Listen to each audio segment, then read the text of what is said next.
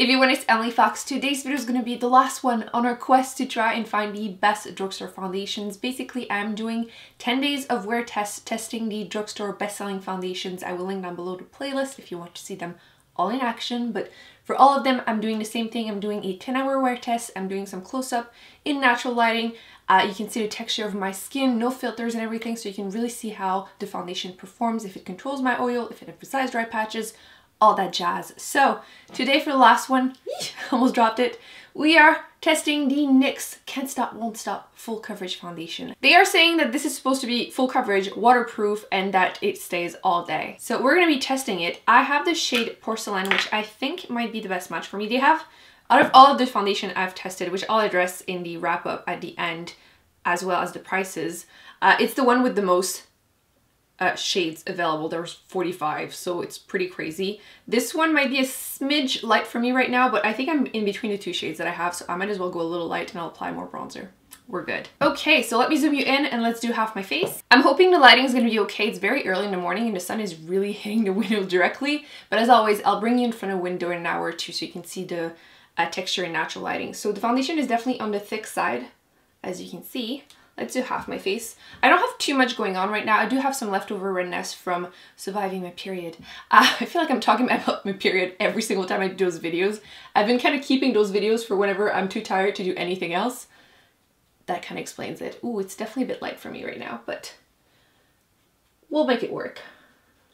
So as always, I do have combination skin. I get oily quite a bit, mostly on my forehead, but also the rest of my T-zone. But I also get dehydrated, again, mostly on my nose and some weird dry patches once in a while.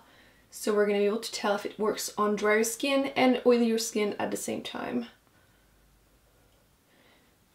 Really, I feel like my skin, ever since it changed from dry to this, it hasn't been fun to deal with, but at the same time it's been great to test foundations because I feel like I can tell for like pretty much everyone how a foundation is going to perform, so there's some positive here.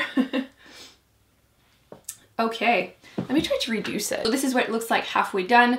You can see that it definitely covered up most of the redness, if not all of it, and it definitely just evened out my whole skin tone. You can see that it did cover on my chin. You can definitely tell where the line stops. The only thing is that it definitely did emphasize the dry patches on my nose. And I feel like it's even emphasizing some on my cheeks I didn't even know I had. So they're not kidding when they're saying like really intense full coverage and waterproof foundation. Usually it means that they're more targeted towards oilier skin. So in the morning it might not be ideal for me, but we're gonna see throughout the day how it performs and how it reacts. So let me do the other half. This foundation is more of a review because I've definitely worn this a few times in the past. Some of the other ones were definitely more first impression, but again, as always, I've mentioned the other videos, but I still have 2 months before my wrap up, so I have more time to test the ones I had only worn once. If I remember, yeah, I think so. Talking to myself. The foundation definitely oxidizes. I will like show you a fresh swatch in a bit. Fresh swatch. Because I can see right away that the sides are starting to darken a little bit. So it might not be the worst match in a few minutes. Because right now it's slightly too light. Okay, so you might be able to tell that we can still see some redness here. So I'm going to use it as a concealer to see if I can build up the coverage a little.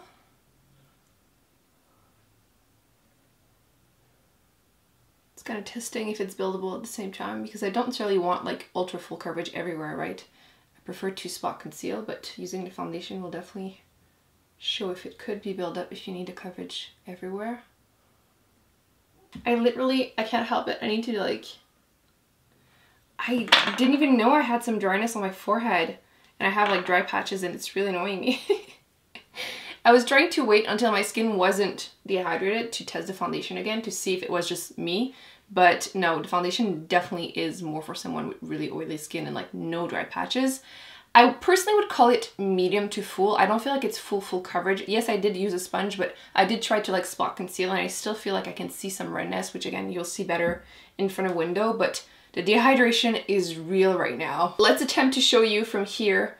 But I feel like I can see some dehydration here and then on my nose for sure. And then even right here, I had some redness and you can still see acne peeking through.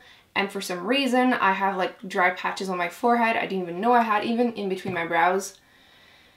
Not my best look. So I'm gonna go finish the rest of my makeup and then I'll show you how it looks on top if everything went fine, and then we'll see if this oxidizes, although you can already kind of tell it does, which is going to be good for me right now. Just to be consistent, I did apply with the sponge, and I will also apply a tiny bit of loose powder, but I don't feel like you need this. I do feel like it takes a while to dry, but it definitely dries like kind of powdery slash very matte, which is probably why I'm having those issues. But yeah, I'll apply the tiniest amount just for consistency. Okay, so I applied the rest of my makeup. Everything went smoothly over top.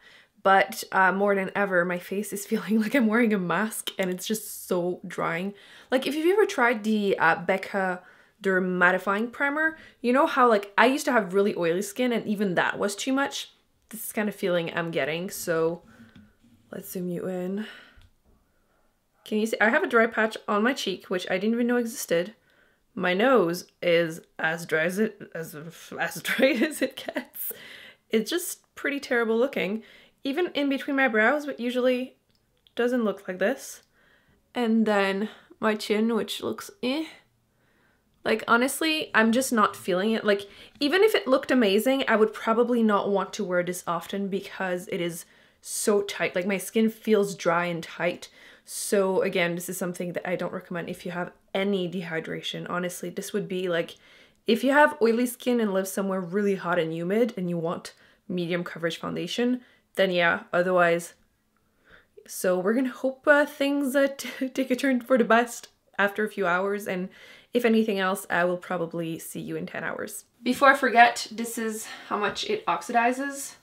You can see it definitely gets much darker. This shade is supposed to be on the pink side, so that's probably why it becomes quite pink. I'm assuming if you get a more yellow, it will become more yellow. But yeah, it definitely gets quite a bit darker. Is it the lightest shade? I'm kind of curious now. Okay, so I just double checked, and this is actually the shade number 5. So there are 4 different ones that are lighter. So I don't know how light it gets, but definitely lighter than this. I do want to point out that I tried to remove the swatches from my hand, and like the dry one will not move, so definitely waterproof, which is probably why it feels a bit like paint on my face. So I've now been wearing this foundation for about 10 hours. Actually, it's closer to 11, and I wanted to give you one last update. You can see that I'm definitely shiny right now, not more than the average. However, I am looking crustier than average, and honestly, between my brows, it's very cute. It's a mix of dry and oily at the same time, and it's like wonderful. My nose is like one of the worst foundations that I've tried in this series. It's just so dry and crusty, and it wasn't like that this morning before I applied the foundation. My chin isn't great, but I've been pretty dehydrated throughout the whole series, so it's not worse. But yeah, the nose and in between the brows is definitely not my best. To be honest, considering how dry it felt once it was first applied, I'm kind of surprised slash disappointed that it doesn't control the oil better. Like, my forehead is definitely very, very shiny. If the foundation didn't emphasize the dryness, then it would be still an okay foundation in my opinion, because I don't mind repowdering throughout the day. Like once or twice, that's fine. But as long as it doesn't separate and as long as it doesn't emphasize dryness, which this one does. So for me, not my jam, and I feel like if you have very oily skin, you have to be aware you will have to repowder a few times throughout the day. So that's gonna be it for today's video. I really hope you enjoyed. Don't forget to give it a thumbs up. Don't forget to subscribe because you don't want to miss on the wrap-up coming up very soon. And I will be putting up some of the videos on the screen, including the playlist of this series. I hope you've been enjoying it, and I will be seeing you in my next video. Bye.